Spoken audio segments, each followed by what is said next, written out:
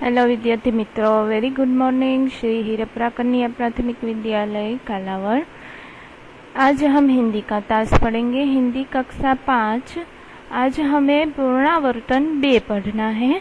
हमने आगे तास में क्या देखा, तो हमने देखा भाषा सज्जता में हमने संज्ञा किसे कहते हैं वो सीखा था। तो आज हम पुनरावर्तन 2, तो पुनरावर्तन यानी आगे हम जो सीख चुके हैं उसका फिर से पुनरावर्तन करना है। तो हम शुरुआत करते हैं। प्रश्न नंबर 1 है तो कि चित्र के आधार पर कहानी बनाकर वर्ग में सुनाइए। तो विद्यार्थी मित्रों, हम वर्ग में तो नहीं सुना सकते हैं, लेकिन हमें ये कहानी चित्र को देखते जाना है और अपनी हिंदी की पाकी बुक में लिखते जाना है। ये कहानी बहुत ही सरल है क्योंकि हमने ये कहानी कई बार सुनी है, इसलिए आपको चित्र को देखते जाना है और अपनी बुक में लिखते जाना है कि ये कहानी कौन सी है। उसके बाद हम आगे देखते हैं, वो है प्रश्न नंबर 2, जिसमें हमें दिया गए शब्दों को शब्दकोश के क्रम में रखिए। हमने ये भी सीख लिया है कि शब्द को शब्दकोश में कैसे क्रम में लिखते हैं। तो हम शुरुआत करते हैं कि विद्यार्थी मित्रों, हमने आगे पढ़े था कि सबसे पहले स्वर आएगा, उसके बाद क्या आएगा, व्यंजन। स्वर यानी अ, आ, ई, उ और व्यंजन यानी क, ख, ग, जैसे हम उसे कहते हैं गुजराती में कलम खड़ियो। तो उसी तरह हमें यहाँ शब्द को क्रम में लिखना है। लेकिन विद्यार्थी मित्रों, हम यहाँ देख सकते हैं कि सभी शब्द है वो श से ही शुरू होते हैं। क्या होते हैं? सभी शब्द श से शुरू होते हैं, इसलिए हमें श की श्रेणी में ही आगे चलना है। तो हम पहला शब्द को पढ़ते हैं कि शाही, साधु, सार, संपत्ति, साहस, सत्यव्रत और संजोग। अब हम देखेंगे कि इसमें से सबसे पहले कौन सा आएगा, उसके बाद कौन सा आएगा। तो हम देख सकते हैं सबसे पहले आएगा संजोग। क्या आएगा? संजोग। ये आएगा नंबर 1। उसके बाद आएगा संपत्ति, क्योंकि यहाँ प है और यहाँ ज है, इसलिए ये पहला आएगा, ये दूसरा आएगा, संपत्ति।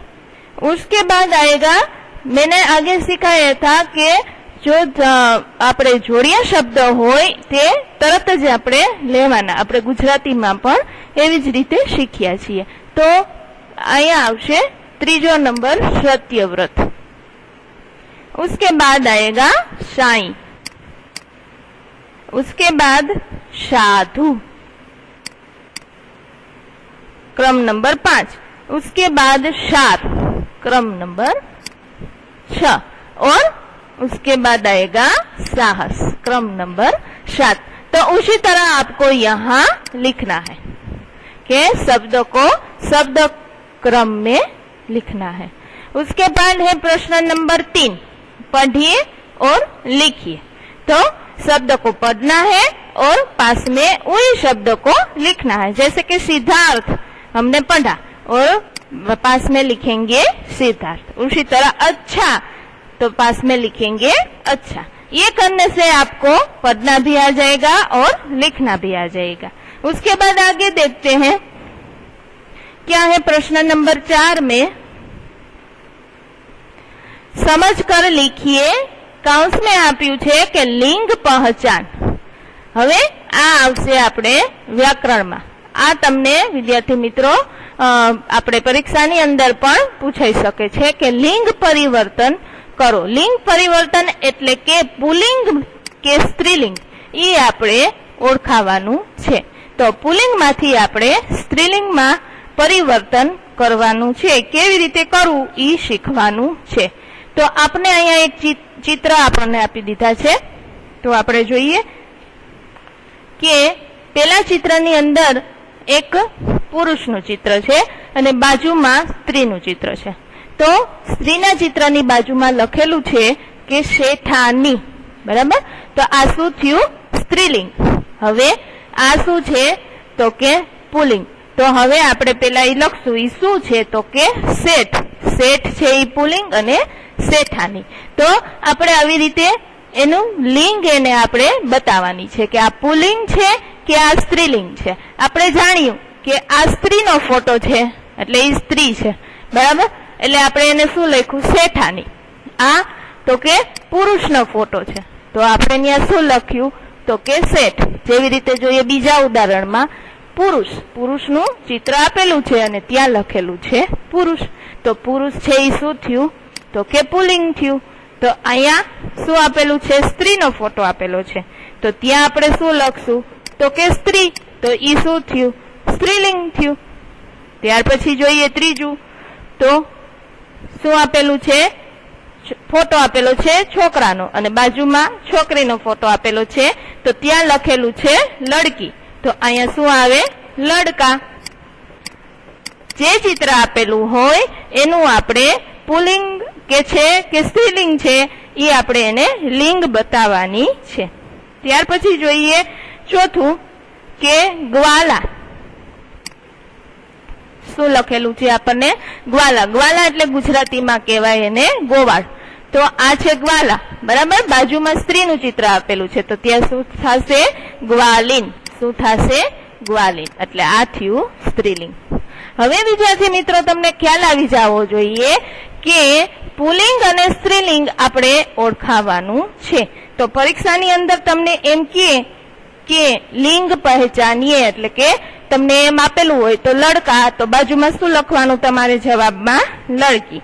એટલે સ્ત્રીલિંગ કે પુલ્લિંગ એ આપણે જ બતાવવાનું છે. તો હવે આગળ જોઈએ આપણે શું કહે છે? પાંચમો પ્રશ્ન, वचन परिवर्तन कीजिए और वाक्य में प्रयोग कीजिए. પેલા ચોથા પ્રશ્નની અંદર આપણે એ જોયું કે લિંગ પહેચાનવાનું હતું કે સ્ત્રીલિંગ છે કે પુલ્લિંગ છે એ આપણે ઓળખાવાનું હતું. હવે વચન પરિવર્તન કરવાનું છે. તો વચન પરિવર્તન એટલે કે એક વચન કે બહુવચન. એક વચન એટલે કે એક વસ્તુ હોય એને આપણે એક વચન કહીએ, અને બહુવચન એટલે કે વધારે વસ્તુ હોય તો આપણે એને બહુવચન કહીએ. તો અહીંયા આપણે વચન પરિવર્તન કરવાનું છે. ઓમાં શું કરવાનું હતું? તો કે લિંગ પહેચવાની હતી કે સ્ત્રીલિંગ છે કે પુલ્લિંગ છે. અહીં આપણે એક વચન છે કે બહુવચન છે એ દેખાડી અને પછી એનું વાક્યમાં પ્રયોગ કરવાનું છે. તો અહીં આપણને પેલું આપેલું છે પતા, બરાબર. પતા એટલે કે એક પાંદડાની વાત થઈ છે, તો એને આપણે બહુવચનમાં લેશું તો આવશે પતે, બરાબર. એના પછી જોઈએ ગુબારે. ગુબારે યાની ફુગાવો. કઈ બાજુ આપેલું છે? તો કે બહુવચન બાજુ. એનું આપણે શું કરશું? એક વચન. એક વચનમાં શું આવશે? તો કે ગુબારા, એટલે કે એક જ ફુગાની વાત થઈ છે. પછી જોઈએ ટોપી. તો એક ટોપીની વાત થઈ છે, એનું બહુવચન કરીએ ટોપિયા, એટલે કે ઝાઝી બધી ટોપી. ત્યાર પછી કેલે. કેલે એટલે કે કેળા, જે બહુવચનમાં ઉપયોગ છે, તો આપણે એને એક વચન કરવાનું છે કેલા, એટલે કે એક જ કેળાની વાત. હવે આને વાક્યમાં પ્રયોગ કરવાનો છે, બરાબર. હવે આને વાક્યમાં પ્રયોગ કરવાનો એટલે શેને? તો કે આપણે જે બહુવચન કર્યા એ શબ્દને આપણે વાક્યમાં પરિવર્તન કરવાનું છે. તો આપણે પેલું જોઈએ કે પતા અને પતે. તો એક વાક્ય બનાવશું પતાનું અને બીજું વાક્ય બનશે પતેનું. તો હું તમને એક ઉદાહરણ આપી દઉં કે પતા. તો વહા એક પત્તા હે, બરાબર. એ એક વચન થઈ ગયું. વહા એક પત્તા ગીરા હે. ગીરા હે આ એક વચનનું વાક્ય થઈ ગયું. હવે અહીંયા આપણે બહુવચનનું કરી. વહા સારે પત્તે ગીરે હે. ગીરે હે આ બહુવચનનું વાક્ય થઈ ગયું. એ પ્રમાણે તમારે બીજું, ત્રીજું અને ચોથું વાક્ય બનાવવાનું રહેશે. મેં તમને એક એક્ઝામ્પલ આપી દીધું કે કેવી રીતે બનાવવું. ત્યાર પછી જોઈએ કે છઠ્ઠો પ્રશ્ન શું કહે છે. હવે જે આપણે હમણાં શીખા કે એક વચન કે બહુવચન શેનો ઉપયોગ થશે એ ઉપરથી આપણને ખાલી જગ્યા આપી છે। તો આપણે જોઈએ કે બચ્ચે ખેલ। હવે બચ્ચે બચ્ચે એટલે કે જાજા બધા બાળકોની વાત થઈ છે। જો એક વચનની વાત થઈ હોય તો શું આવે? બચ્ચા, એક જ છોકરાની વાત હોય, પણ અહીંયા શું કહે છે? બચ્ચે। હવે બચ્ચે ખેલ रहा है आवे के रहे है आवे?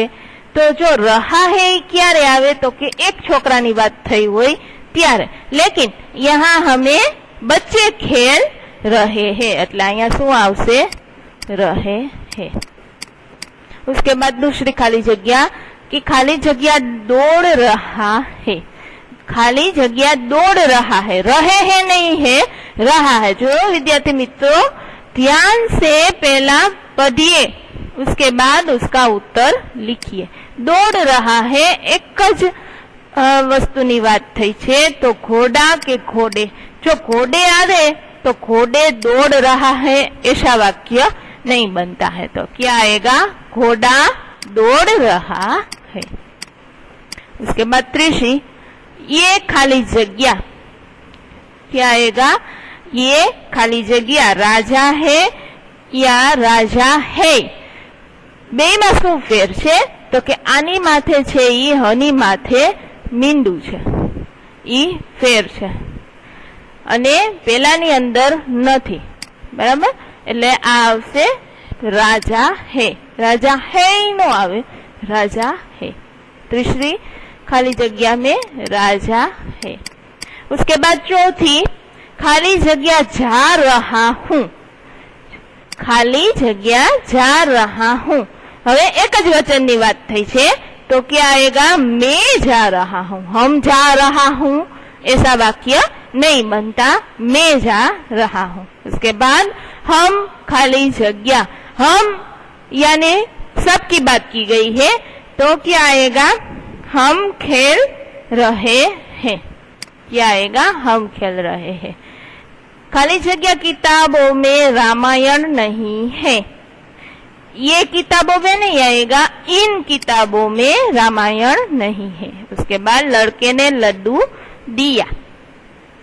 वह लड़के ने लड्डू दिया ऐसा वाक्य नहीं बनता, उस लड़के ने लड्डू दिया। हम कबड्डी खेलने जाएंगे या जाऊंगा?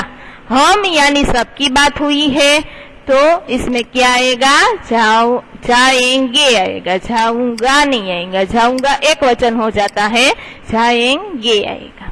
तो विद्यार्थी मित्रों ये था हमारा पुनरावर्तन 2 जो यहाँ पूर्ण होता है और हमारा हिंदी का पहले सेमेस्टर का अभ्यासक्रम भी यहाँ हम पूर्ण करते हैं। Thank you.